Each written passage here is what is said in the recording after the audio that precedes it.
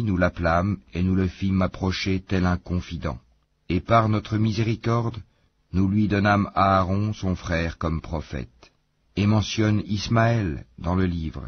Il était fidèle à ses promesses, et c'était un messager et un prophète. Et il commandait à sa famille la prière et la zakat, et il était agréé auprès de son Seigneur. Et mentionne Idris dans le livre.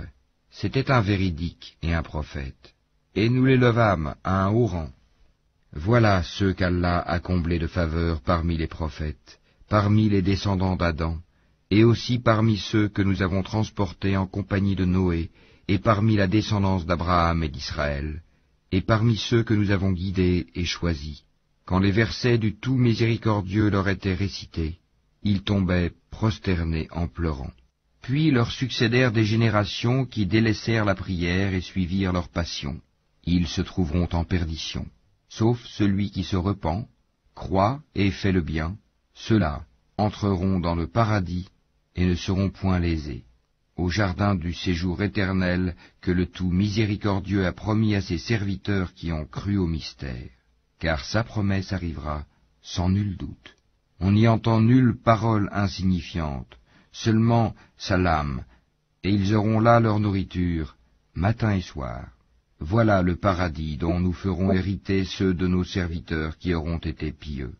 Nous ne descendons que sur ordre de ton Seigneur, à lui tout ce qui est devant nous, tout ce qui est derrière nous, et tout ce qui est entre les deux. Ton Seigneur n'oublie rien. Il est le Seigneur des cieux et de la terre, et de tout ce qui est entre eux. Adore-le donc, et sois constant dans son adoration. Lui connais-tu un homonyme? Et l'homme dit, une fois mort, me sortira-t-on vivant? L'homme ne se rappelle-t-il pas qu'avant cela, c'est nous qui l'avons créé alors qu'il n'était rien? Par ton Seigneur, assurément nous les rassemblerons, eux et les diables, puis nous les placerons autour de l'enfer, agenouillés.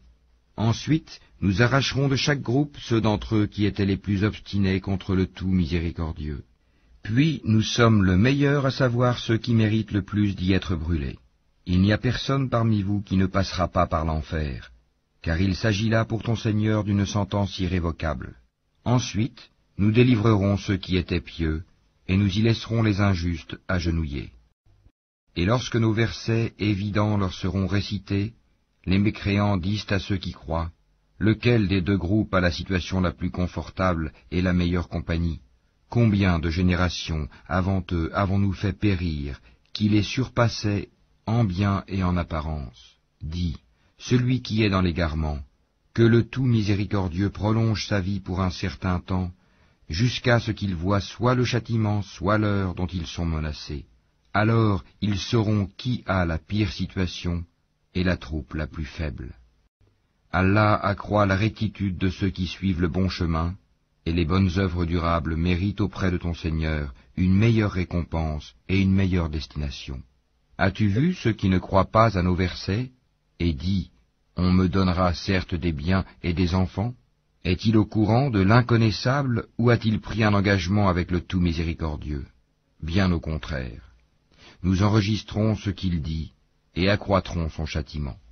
C'est nous qui hériterons ce dont il parle, tandis qu'il viendra à nous tout seul. Ils ont adopté des divinités en dehors d'Allah pour qu'ils leur soient des protecteurs contre le châtiment. Bien au contraire, ces divinités renieront leur adoration et seront pour eux des adversaires. N'as-tu pas vu que nous avons envoyé contre les mécréants des diables qui les excitent furieusement à désobéir? Ne te hâte donc pas contre eux. Nous tenons un compte précis de tous leurs actes. Rappelle-toi le jour où nous rassemblerons les pieux sur des montures et en grande pompe auprès du tout miséricordieux, et pousserons les criminels à l'enfer comme un troupeau à l'abreuvoir. Ils ne disposeront d'aucune intercession, sauf celui qui aura pris un engagement avec le tout miséricordieux. Et ils ont dit, le tout miséricordieux s'est attribué un enfant.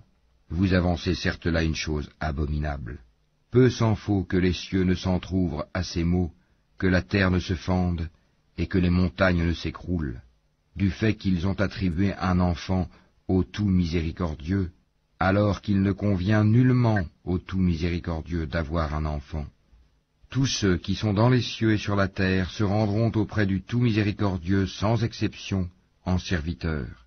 Il les a certes dénombrés et bien comptés. Et au jour de la résurrection, chacun d'eux se rendra seul auprès de lui. À ceux qui croient et font de bonnes œuvres, le tout miséricordieux accordera son amour.